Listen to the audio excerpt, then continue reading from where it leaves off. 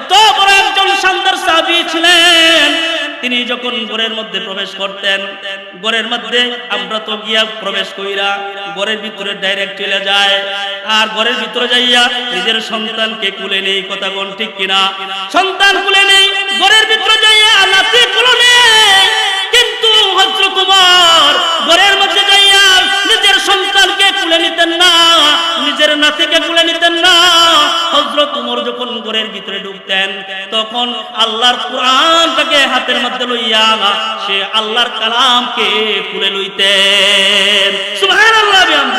আল্লাহর কালামকে কোরআনের মধ্যে লইয়া বুকের মধ্যে জড়ায়া আর চুমো দিয়া আল্লাহ তাআলার কাছে বলতেন, আল্লাহ সারাদিন বাহিরে কাজকর্ম করার কারণে তোমার কোরআন তেলাওয়াত করতে পারি না।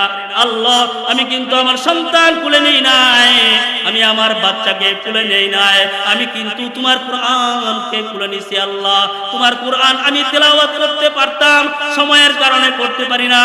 আল্লাহ হাসরের ময়দানে তোমার কোরআন যেন আমার বিপক্ষে না দাঁড়ায় যায়। আল্লাহ আমি তোমার কোরআনকে বড় ভালোবাসি।